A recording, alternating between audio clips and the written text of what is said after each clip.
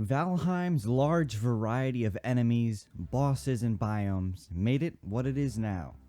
But as polished as the game is, it has many aspects left unfinished, consisting of useless items from enemies and bosses, and 3 unfinished biomes. And the one we're going to be talking about today is the Mistlands, already being set up to be developed right after the newest Hearth and Home update is.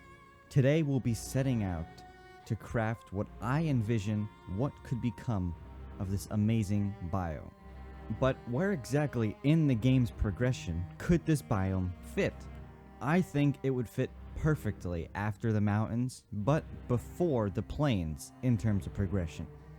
I see this being the case as the boss doesn't drop anything useful at all, and the progression of the game ends at the plains altogether. So putting the Mistlands here would extend the game's progression overall.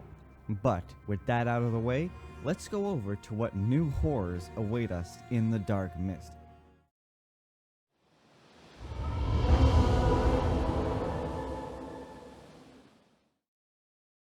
First up is the Crawling Horror, an hairy, 8-legged, spiked monstrosity that would hang from the canopy of spiderwebs coating the Mistlands, only to jump down onto you from above.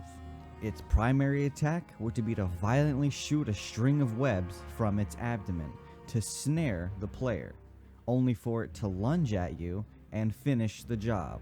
But there's a secondary, more deadly variant, the Broodling.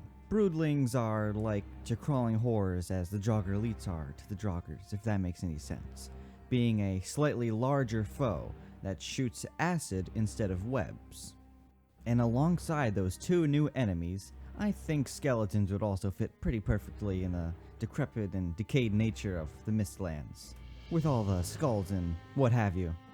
Now, with the enemies sorted, let's see exactly where they come from.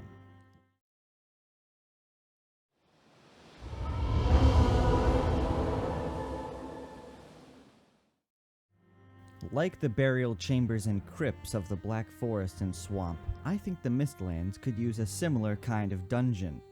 I dubbed these Mistland dungeons as dens, residents to all things creepy, crawly, and weblaying. But to start our search for these, we must first look up in the trees.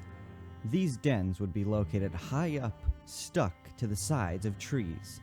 But to reach them that far up, we're going to need a new item that I'll talk about later.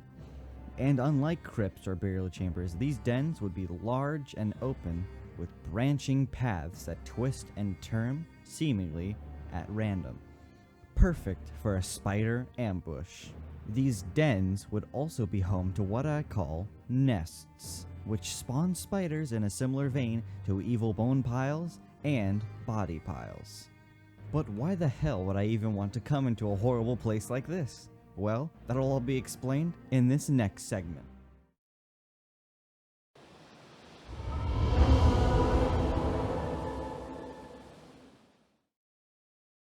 Now, it's time to talk loot. In the Mistlands, there are 2 primary sources for the new loot: the Crawling Horrors / Broodlings, and spiderwebs. Webs can be passively found strung all over the Mistlands from up above to down below.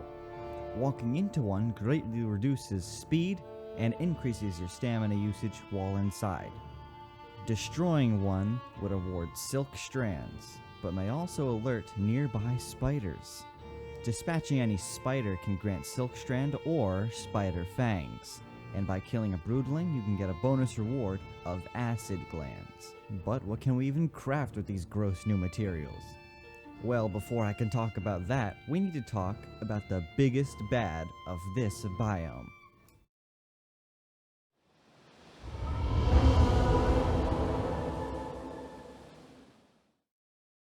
I'm talking about the Broodmother, queen of spiders mixed with twisted rot.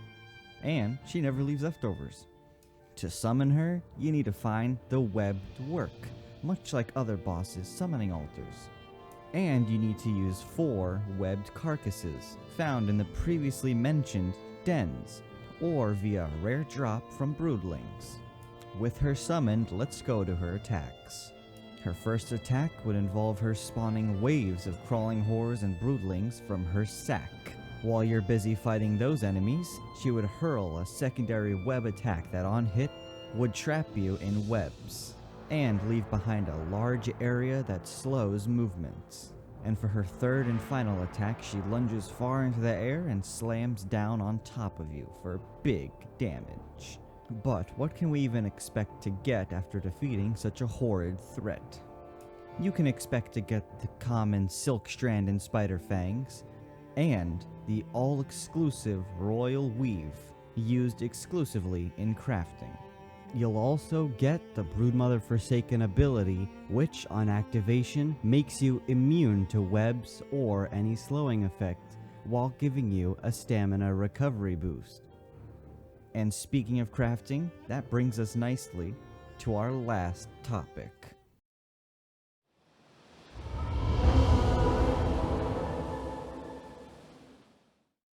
Now it's time to see the fruits of our labor and see what exciting new equipment we can use. Using Silk Strand and Spider Fangs, we can make the following. The Silky Sling, a rope-like accessory that we can use to climb high onto trees for easy access to dens, or take into the mountains for easier mountain climbing. The Silken Bow, an alternative to the Draugr Fang, that slows and snares targets instead of poisoning them. The Crawling Rod, cause I know how hard it can be to fucking find that mother bitch Haldor the Merchant, just to get a fishing rod, so having a guaranteed way to get one would be very much appreciated. We can even harness our inner spider by making webs of our own with a hammer and silk. We can now place web traps that slow enemies down, just like the webs of the Mistland. And with those acid glands we got, we can make the acidic knife and acid spear, with high damage lingering attacks that weaken enemies on hit. And last but not least, with that royal weave we got from the Broodmother, we can make the stealthy and stylish spider armor, an upgrade to the old troll armor, giving you more stamina and making you more stealthy, as I felt that the game could use a more late-game stealth armor. And with that, my vision is complete. My ideas for what a fully realized Mistlands could become, full of horrors and treasures the like. If you like those webbed monstrosities, leave a suggestion in the comments. And thanks for tuning in, you fucking beautiful bastard. See